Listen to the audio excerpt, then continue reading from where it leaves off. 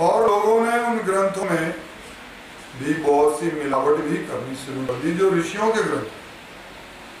लेकिन वेद में बहुत आस्था थी सब मनुष्यों की, हमारे पूर्वजों की, और उन्होंने अनेक प्रकार से वेदों के एक एक शब्द, एक एक मात्रा का कैसा उच्चारण होना चाहिए, उसकी रक्षा की। इसलिए वेद तो आज भी उसी मूल रूप में प्राप्त होते हैं, अन्य ग्रंथों में कहीं कहीं मिलावट है।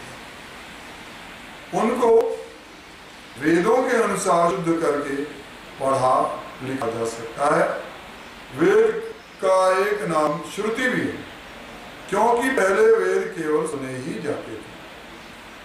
बाद में जब ऋषि महर्षियों ने देखा कि मनुष्यों की बुद्धि इतनी तीव्र और इतनी सामर्थ्युक्त नहीं है कि वे सब वेदों को याद ही किए रखें, तो फिर लिखने की विद्या आ गई, उनको लिख दिया गया, जो आज भी हमारे समक्ष है और लोग लिख पढ़ रहे हैं। उन ऋषि महर्षियों की परंपरा ही आर्ष परंपरा कहलाती है। ऋषि शब्द से ही आर्ष शब्द बना है, और इसका अर्थ होता है ऋषियों की प्रणाली, ऋषियों के ग्रंथ। इसलिए हम जब कहते हैं कि आर्ष ग्रंथ पढ़ो, उसका मतलब होता है कि ऋषियों ने जो ग्रंथ लिखे उनको पढ़ो। और ऋषि का अर्थ है महान ज्ञानी, और परमात्मा ऋषियों का ऋषि है, इसलिए वेदों को भी हम आर्ष ग्रंथ कह सकते हैं। अन्यथा वो भगवान के ग्रंथ तो नहीं, भगवान की दी हुई विद्या है ही। भगवान ने कोई लिख कर के वेद नहीं दिए हैं, ऋषि महर्षियों ने उनको लिखा। ऋषि महर्षियों को भगवान ने तो उनकी आत्माओं में वेदों का ज्ञान दिया था। अब मैंने पहले बात कही कि वेदों और वेदानुकूल शास्त्रों को बढ़ करके ही मनुष्य शुद्ध ज्ञान प्राप्त कर सका। शुद्ध ज्ञान के बिना शुद्ध कर्म नहीं कर सका, और ना ही शुद्ध उपासना कर सकता। और जब शुद्ध ज्ञान, शुद्ध कर्म, शुद्ध उपासना नहीं होगी, तो व्यक्ति मोक्ष को प्राप्त नहीं कर सकता। मेरा भी बड़ा सौभाग्य है कि मुझे उस महाविद्यालयीन शिक्षा अध्ययन के समय पूज्य स्वामी भूमानंद सरस्वती जी महाराज मिले। उनका मैंने प्रवचन सुना। उन्होंने अपने प्रवचन में कहा कि मध्य प्रदेश में होशंगाबाद में आर्ष गुरुकुल है, वहाँ पर वेदादि विद्या की पढ़ाई होती है, शास्त्रों की पढ़ाई होती है। मेरे पूर्व जन्म के संस्कार थे, इसलिए इतना सुनकर ही मेरे अंदर प्रेरणा जागी कि मुझे भी गुरुकुल विद्या पढ़नी चाहिए। मैंने अपनी बीए की पढ़ाई छोड़कर दी और गुरुकुल की राह ली, और गुरुकुल होशंगाबाद पहुंच गया। गुरु चरणों में बैठकर मैंने विद्या अध्ययन की, और ये पाया कि महर्षि दयानंद सरस्वती महाराज ने जो कहा है कि वारणोच्चारण शिक्षा से लेकर के वेद पर्यंत विद्या पढ़नी चाहिए। यही ग्रंथ आर्ष ग्रंथ कहलाते हैं।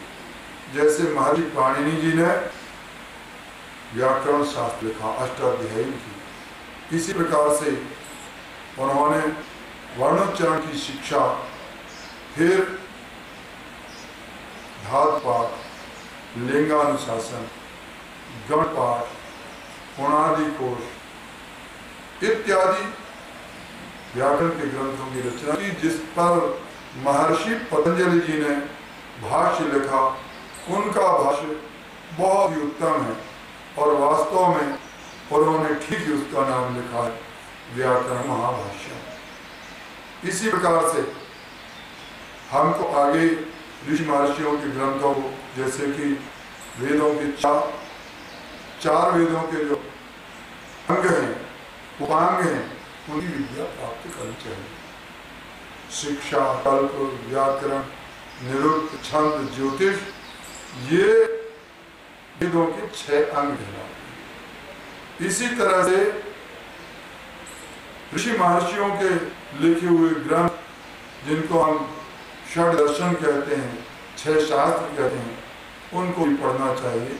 वे उपांग हैं, जैसे कि योग दर्शन, सांख्य दर्शन, न्याय दर्शन, वैशेषिक दर्शन, मीमांसा दर्शन और वेदांत दर्शन।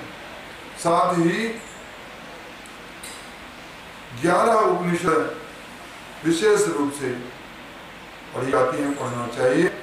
तभी वेदांत शास्त्र का, वेदांत दर्शन का सही अर्थ मनुष्य जान सकता है, समन्वय कर सकता है। और इसके अतिरिक्त भी हमारे 4 उपवेद हैं, जिनको हम आयुर्वेद के नाम से जानते हैं, हम गांधार वेद के नाम से जानते हैं, हम उसको जो शस्त्र विद्या है, और साथ ही अथर्ववेद, जिससे हम नाना प्रकार की पदार्थों का निर्माण कर सकते हैं।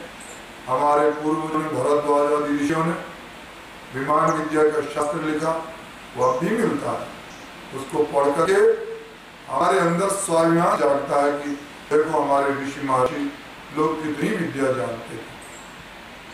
मर्यादा पुरुषोत्तम श्री रामचंद्र जी, योगेश्वर श्री कृष्णचंद्र जी, इन्होंने उन्हीं वेद शास्त्रों को पढ़ करके इतनी विद्या अर्जित की थी और संसार को अपने जीवन से एक प्रेरणा दी कि मनुष्य को यदि बनना चाहिए तो ऐसे बनना। आज तक हम राम राज्य की बात करते रहते, इसलिए हम सबको वेद आदि शास्त्रों की विद्या पढ़नी चाहिए, ऋषियों के ग्रंथ पढ़ने चाहिए।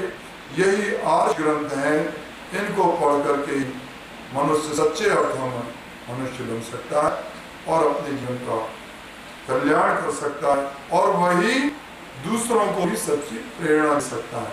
आज हमारे देश, भारत देश में इन सब शास्त्रों के पढ़ने पढ़ाने के लिए महर्षि दयानंद सरस्वती जी प्रेरणा आकर के जहाँ का लगभग 100 से अधिक गुरुकुल हैं, उनमें आर्ष गुरुकुल होशंगाबाद भी, यहाँ भी माता पिता अपने पुत्रों को पढ़ा सकते हैं।